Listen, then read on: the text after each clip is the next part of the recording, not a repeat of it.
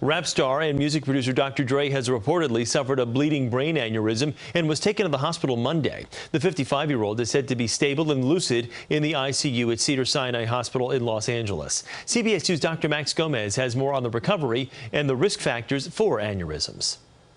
While it may seem like Dr. Dre is somewhat young for a bleeding brain aneurysm, the fact is they are most common in adults ages 30 to 60, but can occur at any age, including childhood.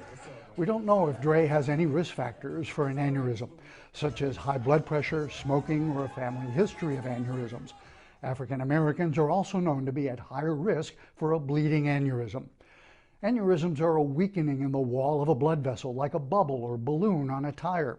Surprisingly, few aneurysms cause symptoms until they start to tear, rupture, and bleed. Then they are lethal. An aneurysm is the smallest lesion in the human body that can kill. Dr. Alejandro Berenstein is a world-renowned expert in the treatment of brain aneurysms.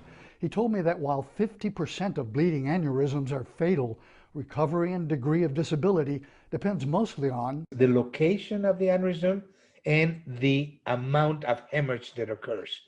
So somebody with a high blood pressure may have a bigger hemorrhage because it bleeds more because of the high pressure. Still, survival, even full recovery, is possible.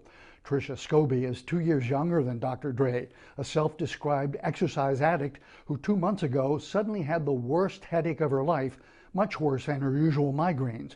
She spent 3 weeks in ICU, then a week in rehab, but is now slowly returning to normal.